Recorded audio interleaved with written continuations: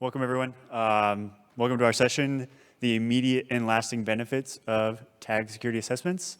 I'm Brandt Keller. I'm an open source maintainer focusing on air-gapped Kubernetes and a tech lead for tag security. Good morning, everyone. I hope you have a great KubeCon here. I'm Ben, maintainer of the Kubescaping project, which is an incubating CNCF project, and also CTO at ARMO, which is a cloud security startup. All right, so I get to stand up here and talk to you about security. I can imagine what everyone thinks when that happens is great. Somebody's going to talk at me about security. Very much not the intent, very much want this to be more of a, like, how do we improve the landscape? How do we provide support? And, oh yeah, cut that off. Yeah. Oh no, lost it. And most importantly, kind of like, what are the things that we want to begin to focus on as far as what that support looks like and what are the paths forward for end users? Think of consumers of everything on the landscape and also producers. Projects have varying levels of security personnel to support their project, and it could be anywhere from the project is meant to provide security, and so there are security personnel that help with the architecture and the security, and or a project that is not security related and has no maintainers that can provide for kind of that security related perspective. And so the technical advisor group for security exists within the TOC, under the TOC, within the CNCF, and really what we provide is kind of a variety of different functions, if you will. Most importantly, advising, kind of in the name. Advising standard processes, so for things like the graduation process, if you're moving from sandbox to incubating to graduation, there are things that we want to look at. There are things that the TOC needs for those who have been on a project going through that process. And, you know, what is the baseline? What are the expectations?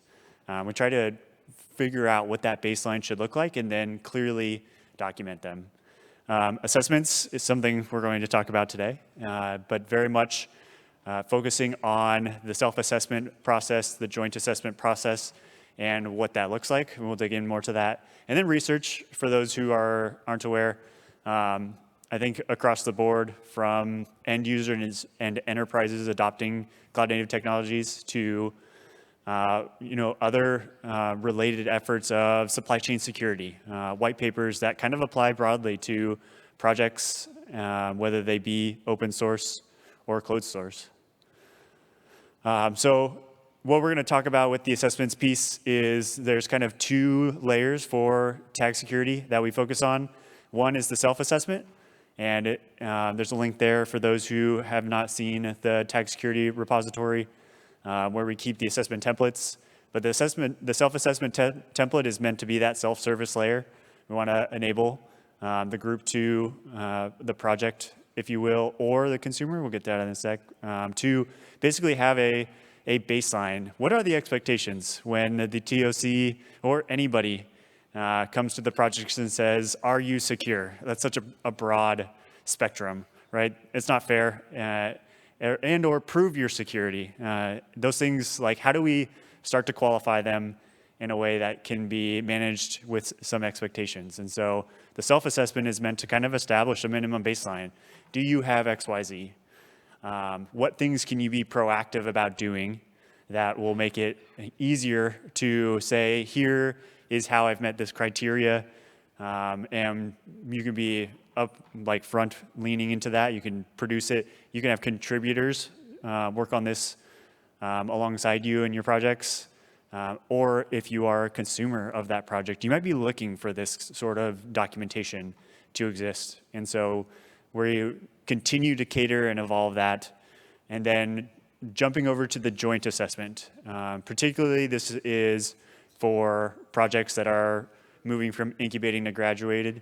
And this is more of a comprehensive collaborative experience. We get a group of people, contributors, volunteers from tag security to work with the project hand in hand and actually dive into a back and forth of like, help us understand the architecture. Maybe there are patterns we've seen before that have led to security. We have a list of compromises sitting in the repository of things that have been experienced in the past that have led to vulnerability or susceptibility of some compromise.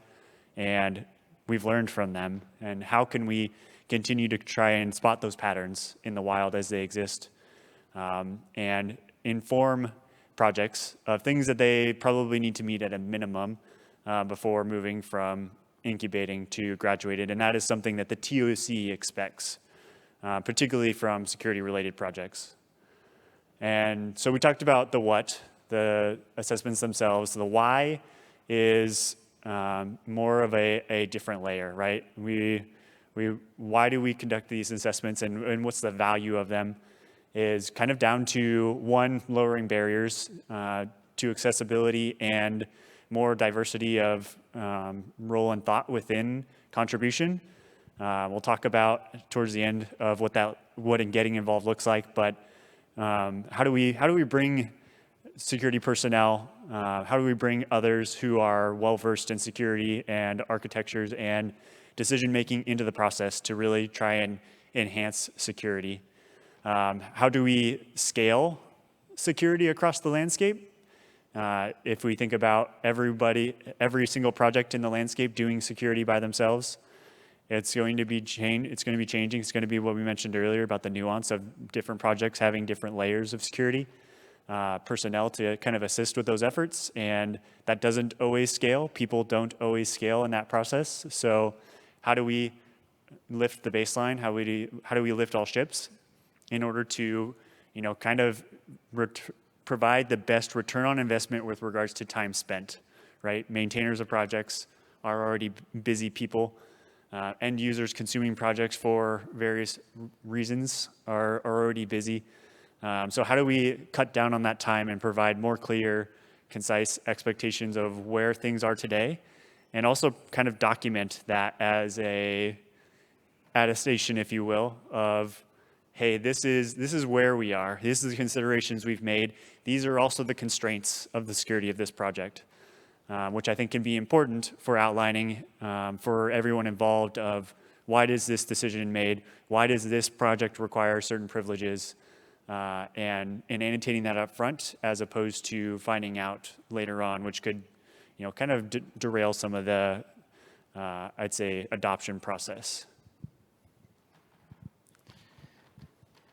So I'm here in this talk on behalf of CNCF project, CubeScape, as I told you before. And I'm going to tell you like our story throughout the self-assessment we did.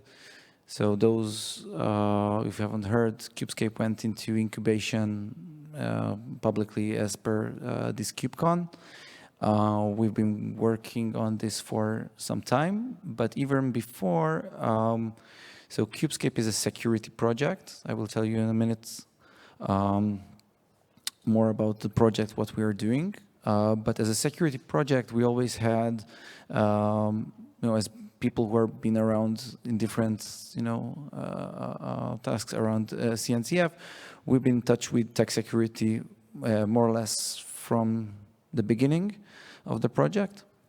Now, a few words about what CubeScape does. So CubeScape started as a CLI tool assessing the security and compliance of Kubernetes clusters, checking the configurations, the YAML files. The CLI turned into not just scanning clusters, but also scanning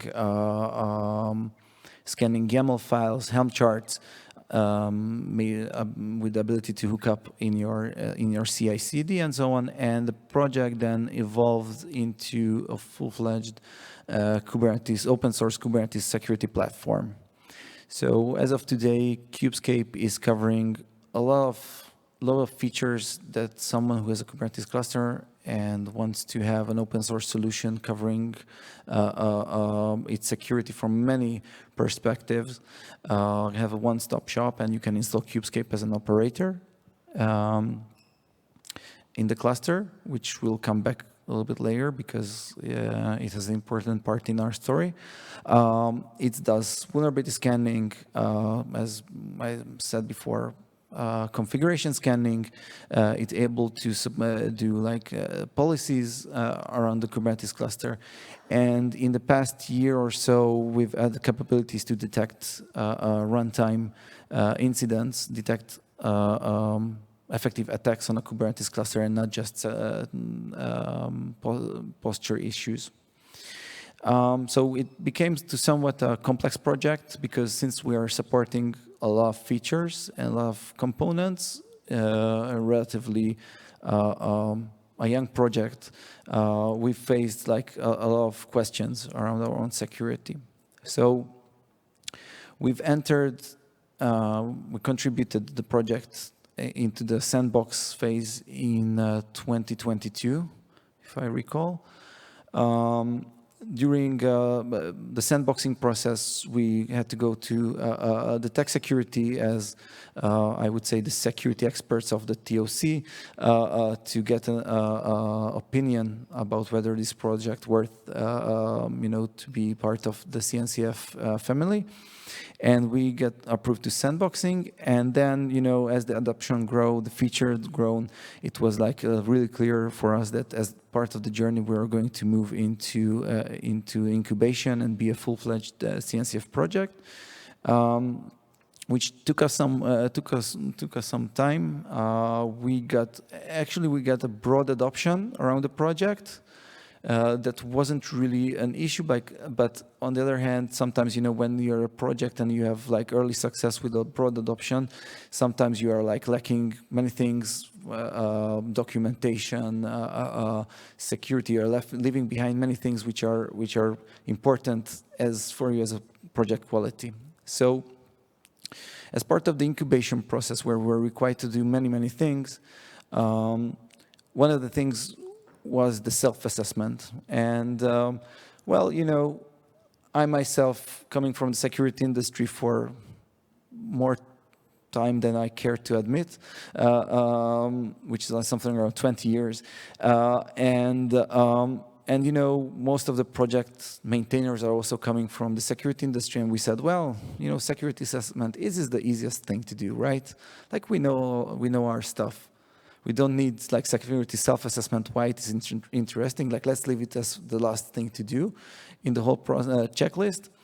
And we really had to notice around October, something around last KubeCon in Utah, when we were told that like, look guys, if by December you are not getting all the things that you have to do, then we won't be able to, TOC won't be able to assess you, tech security won't be able to assess you, and then we'll miss the window where we can go into incubation because every incubation project is published in KubeCons, so then we'll delay the whole incubation process by half a year.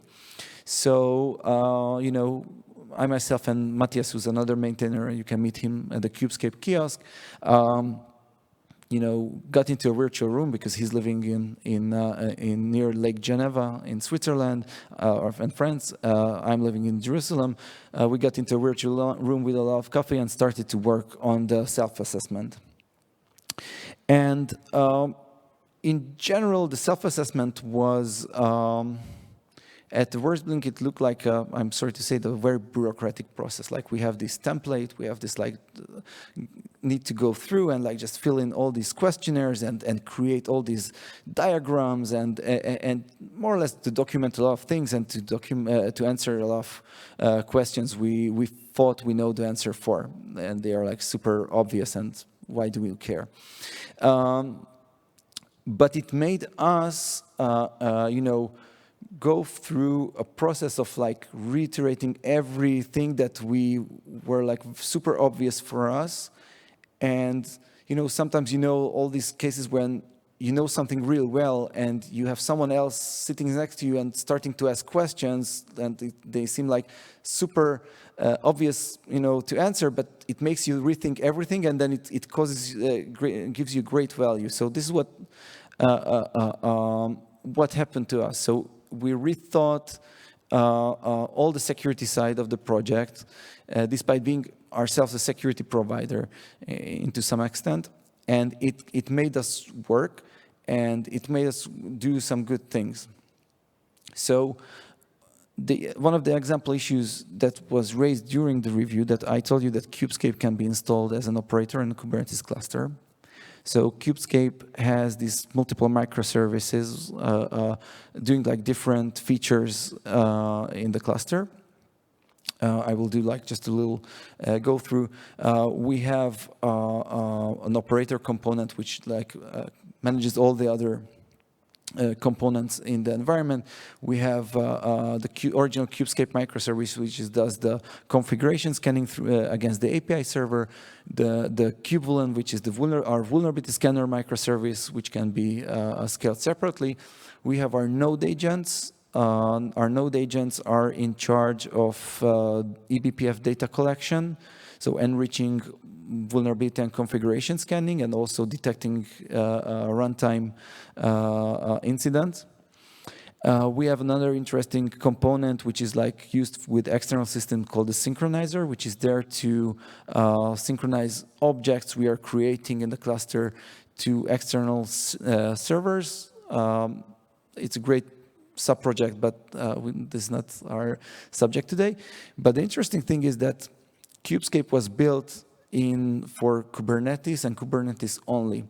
And we wanted to fit everything we do into the Kubernetes ecosystem. This means that every object which we create, every API communication we do, we wanted to do it through the API server, so any kind of existing system that communicates with us is able to tap into every data we produce or every configuration we have. So we wanted to, and one of the things we are creating is image scans and S-bombs. Now, I don't know how good you know S-bombs, but S-bombs are big objects. They can be sometimes from even 50 or 100 megabytes of data. Does Kubernetes API server likes objects at this size? No. So this was a problem for us. The way we solved it is there is a lesser known feature in the API server called aggregated API server extensions, which enables you to create another API server in the Kubernetes cluster, only serving specific objects, and the main API server is just only rerouting requests to that API server. So from the outside user, they look like just another API server objects, but at the end, the implementation is residing in a different component. This is what our storage is. Our storage component is actually that. Now, the way it works that the API server, between the API server, which is actually, in this case, a proxy with our storage, for our storage, have the same connection rules just like any other extension feature in the API server. They have mutual TLS and certificate requests and all these kind of security in order to secure the communication between the API server and this subservice. Now, in our case, when we developed this, it actually took us some time. It was it was a challenge to implement this server. We have a lot of issues at the beginning, and obviously solving MTLS wasn't the most interesting part. And therefore we said, okay, there is this option to just skip TLS in the communication just for the sake of the development. But as up until the self-assessment, this flag was turned on. So up until we got into the self-assessment, we forgot that actually the storage component and the API server wasn't talking in TLS, and there was no authentication and encryption in between them, which is kind of a problem because the storage itself contains all your vulnerability data, all your configuration scans, all your SBOMs, all your security configurations. So, you know, sometimes as a security person, you're saying bad things about all the stupid developers, but in this very case, we were the stupid developers ourselves. So as it turned out, during the review, we just found out that we never turned this on, never enabled this. So we handled that, and we released the version of the Helm chart enabling this, and solved the problem as of today. So I want to take a few words about, you know, the value for us. So this whole process, although like seems like a burden and like not something you would like to have as like an open source project, because like in open source project, most of the time the people love to do like new features, implement new stuff, and just go to KubeCon and talk about it. And like, you know, going through and doing code reviews and architecture reviews and create diagrams is like usually not the best thing to do in an open source project you would think of. But in general, this whole self-assessment really made us, you know, review what we've done up until now. And despite like, really, this was something we liked to push out for a long time and didn't want to attack. It really brought us a lot of value of like creating documentation, reviewing the security part of our stuff, and like making us remind us to turn on TLS when we can. And we have like a few other less interesting minor issues we found. But in general, it's like, you know, sometimes you need to have those things that when you get a mirror and just like look into that, and, you know, going back to the ground truth, and the self-assessment was really a great opportunity to do that. So really, we really thanked all the tech security people who were involved, helping us throughout this process, and looking forward for the next one.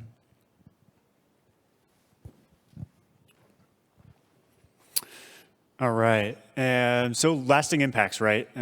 You do these assessments. Hopefully it's not one and done. Hopefully even the self-assessment itself can be something that we want to evolve into some sort of regular periodic review, right? Maybe that's annually. Something that provides for more confidence for the end consumers is really what we want. How do we increase adoption? And I think the end user confidence goes a really long way. And in doing so, what we're seeing here is also the fact that the landscape is growing extensively. And in looking at that, like, what does that mean? Well, it means that one, there's lots more projects, but two, there's lots more projects that are looking to make their way through the graduation process. And, you know, as things continue to evolve, we want that process to have more defined expectations. What things can projects be proactive about? I think I've trying to been hinting at that now. Ahead of time, as opposed to kind of going through the process blind, you know, and that's not to say anything against the process, but the process itself has been learning and growing. And if we can really start to figure out what the baseline expectations are, we can continue to improve upon them, but also projects can proactively lean into, you know, meeting the criteria. Consolidated security review is really trying to provide for those expectations and make it a lot easier for, you know, checking the boxes that are necessary. I don't like checkbox activities for security, but nonetheless, it gets a lot of the baseline criteria out of the way so that people can focus on the more important elements. Are there constraints? Are there restrictions? Are there areas that do need further development? And that's fine. If there is part of the architecture of your project that is like, this is known insecure, we don't like this, but we haven't figured out a way around it. There is no way around it currently, and it's a known constraint, and here's what you do to mitigate risk. Other considerations need to be made there. And so those things are always important. The baselines themselves need to be updated, right? The security assessment template for self-service should be things we learn from, right? It's a mostly self-service template. Let's get it to all the way self-service template so that we can scale that effort and remove as much of the human element as possible where required, Maybe it's confusion during the process. If there's a lot of confusion and back and forth and review that is getting in the way of getting the activity done and getting it done with confidence, then let's improve the process and let's continue to improve it so that people who are doing it today have a better time, but also on the next periodic review, let's make that better. And so all of that said, one of the other things that I really want to continue to hit on, and I put this in my lightning talk earlier this week, was contributor paths. If you have personnel who have the security manager role within your GitHub organization, I think that's a great way to kind of like influence what kind of activities they can do that is different from, say, a maintainer or contributor. These are things that we can look at and kind of different roles across any platform that you use for managing your project that can help influence the baseline. What's their role? What's their purpose? When do they get involved? How do they do things? And how do we get people involved for projects that don't have those personnel? How do we advocate for recruiting those people from open source who want to volunteer their time, who may not have the expertise to dive into a project, who has let's say even a high level of maturity, and trying to join the contributor ranks and find something to work on that can be a barrier to entry for some. Maybe they don't have the skills for the language set or the architecture or the technologies involved, but there is a wide expanse of security personnel who might want to get involved with a project and say, hey, before it's even required, let's start working on this self-assessment and start looking at what things can be done. The security.md file, how do you address a security report or advisory or vulnerability? What do we do? Who does that go to? All of that required kind of criteria for a project and its governance, I think is really important. And what does this do is it enhances security. It's not going to be perfect. It doesn't need to be perfect. We don't live in a perfect world, but if we can take this landscape and enhance security by 1% today, then hopefully over time this continues to compound and we figure out, okay, this is known bad. This is something that is hard to do, or this is something where a project needs support.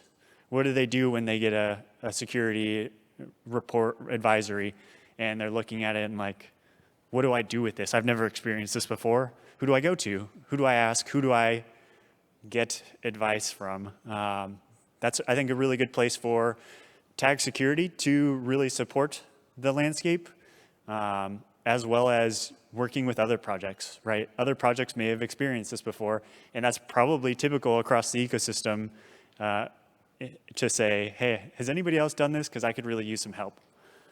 And so getting involved, just real quick, I think there's many layers of getting involved. The two that we wanted to call out of relevance to this discussion is security tag 1, that last graph of how things are growing, they're scaling.